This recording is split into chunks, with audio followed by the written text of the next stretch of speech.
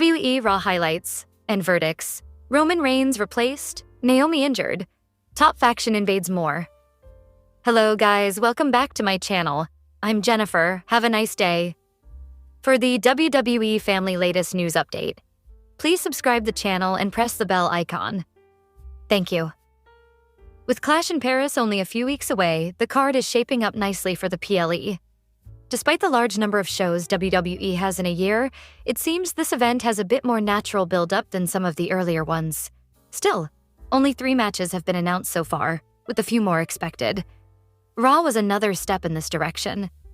However, there are some minor and major challenges WWE will have to address.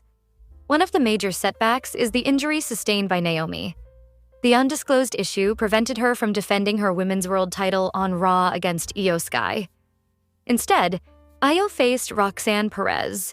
Naomi is scheduled to face Stephanie Vaquer at Clash in Paris. But with the champion potentially out, that match may be in doubt.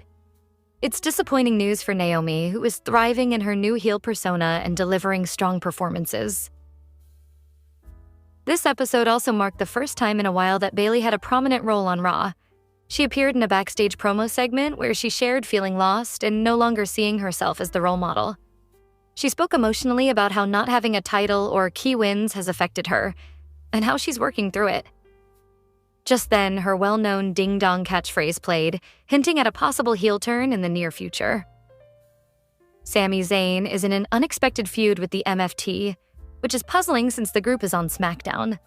Zayn appeared on the latest SmackDown in his hometown to face Solo Sikoa and won against the United States champion. The MFT later showed up on Raw and confronted Zayn. The feud feels forced and seems like a way to keep Zayn from turning heel, though that might be the next step. The Kabuki Warriors' involvement with Io Sky also feels out of place since Damage CTRL has disbanded. While the breakup was meant to let the stars branch out individually, their stories remain intertwined. On Raw, Asuka and Kairi Sane offered to be in Io's corner, but it backfired and cost Io the match, creating confusion. It seems the Kabuki Warriors may be turning heel, with Io as their first target, but the build-up hasn't been strong. WWE appeared set on having a fatal 4-way match at Clash in Paris, but Roman Reigns' absence created a challenge. While reports suggested he could attend before other commitments begin in September, he was missing. Instead, Jey Uso unexpectedly appeared to team with LA Knight and CM Punk. Last week, Reigns was attacked by Seth Rollins and The Vision, but this week, WWE pivoted to using USO as the top babyface in the storyline. Clash in Paris will feature 3 babyfaces against Seth Rollins. Roman's history with Rollins is well known. Punk lost the title to Rollins at SummerSlam, and LA Knight previously defeated Rollins before his injury storyline. USO, however, doesn't have a direct claim to a title match, having lost his title to Gunther months ago, and mostly feuding with the Braun since. Gunther arguably has a stronger case for a title shot than USO at this stage. Thanks for checking out the Raw coverage this week. I'll be back with SmackDown highlights and verdicts.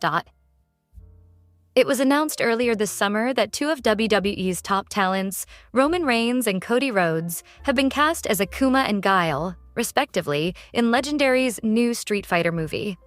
But with filming set to begin soon, how will this affect their WWE schedules?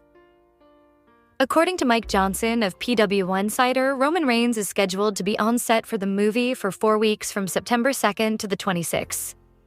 Despite many people thinking Reigns was written off WWE programming on Monday, he is currently advertised for the August 18th episode of Raw. As far as Cody Rhodes goes, he's not expected to be on set as long as Reigns, which is surprising, as many people would view Guile as a more important character in Street Fighter lore than Akuma. What do you make of this report? Are you looking forward to Roman Reigns and Cody Rhodes appearing in the upcoming Street Fighter film? Let us know your overall thoughts by sounding off in the comments section below. WWE superstar Jey Uso's addition to the fatal 4-way World Heavyweight Championship match, now official for Clash in Paris, also set to feature defending champion Seth Rollins and fellow challengers LA Knight and CM Punk on last night's Raw, has raised some eyebrows. However, the revelation of recent backstage developments has put it into better perspective and seemingly explained why WWE went ahead with the decision. Reportedly, WWE is planning to announce a PLE set to be held on September 20th, the same night as AEW All Out, one of All Elite Wrestling's biggest events of the year. This would follow the trend of the global juggernaut counter-programming some of AEW's biggest shows this year. It would also be 3 weeks following Clash in Paris and 3 weeks ahead of Crown Jewel Perth, which would continue the trend of more frequent WWE PLEs in 2025. And 6 weeks may indeed be a long gap between events, considering that Survivor Series. War Games will have a similarly long gap following Crown Jewel. With Triple H wanting to put together a massive card to rival All Out, he may be saving the blow-off to CM Punk versus Seth Rollins until the TBA September PLE. As for the reason for not just continuing with a triple threat match or adding Roman Reigns to it instead, a triple threat situation would have made it obvious that Knight would take the pin, which is something that would really irk fans. Meanwhile, Roman Reigns is probably not being added to the match so that he does not have to take another loss, thus protecting his character. As the conquering babyface, Reigns has never been the underdog. He has always been the big dog. Failure to accomplish his goals time and again might gradually begin to subside the aura of the original tribal chief. With Reigns already announced for the show, though, he may be set to go one-on-one with Bronson Reed, someone he has developed a strong individual conflict with of late. Inserting Jey Uso into the Fatal 4-Way keeps him hot and mixed up with top stars on Raw and in the biggest story on the brand. It also sows the seeds for War Games in November, if WWE is planning to keep the match exclusive to Raw, and obviously set on the conflict between the Vision and those who seek to deter its manifestation. Additionally, the Yeet Man has yet to receive his rematch for the World Heavyweight Championship, and also has a big recent win to his name, pinning Bronson Reed at SummerSlam in the tag team match that also involved Roman Reigns and Braun Breaker.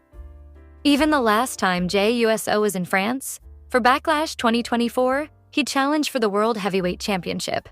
He wrestled Damian Priest for the title after winning a multi-man qualifier for the #1 contendership, with an injured CM Punk having aided the Yeet Man and costing Drew McIntyre that opportunity on the Raw after WrestleMania XL.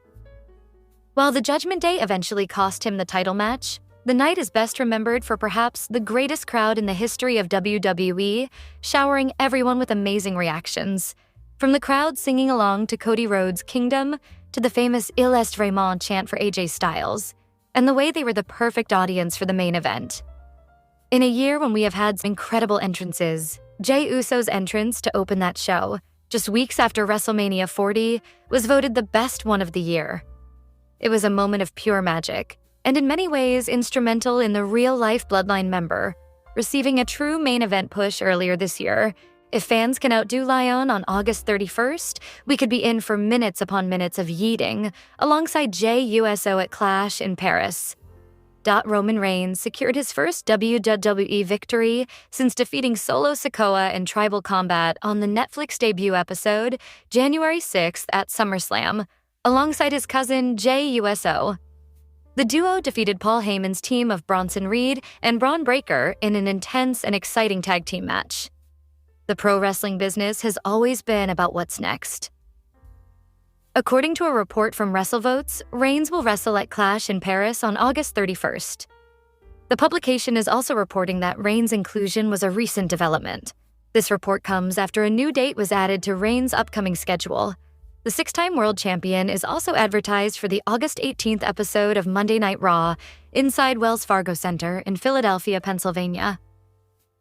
Ever since the conclusion of the main event of WrestleMania 41 Night 1, fans have been anticipating when another one-on-one showdown between Reigns and new World Heavyweight Champion Seth Rollins will take place. However, it turns out fans will have to wait a bit longer before the two former Shield teammates compete against each other again.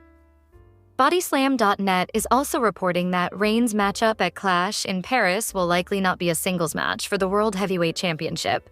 There's been no confirmation or reports suggesting Reigns will compete against Cody Rhodes for his WWE World Championship either. The Tribal Chief's creative plans have developed quickly within the past few days. Reigns could have unfinished business with CM Punk after Reigns was the one pinned in their triple threat match at WrestleMania 41. Braun Breaker could also look for another opportunity against Reigns after his loss in the opening match of SummerSlam. Clash in Paris will air live internationally on Netflix and domestically on Peacock at 1 p.m. Eastern Sunday, August 31st. Vaquer won a 20-women battle royal at the WWE Evolution PLE on July 13th to earn a Women's World Championship match at Clash in Paris. This will be Vaquer's first championship opportunity since joining the main roster from NXT earlier this year. Ticket prices for the PLE taking place inside Paris La Défense Arena, August 31st, top out at $3,900. With one of WWE's biggest draws now slated to have a match on the show, the potential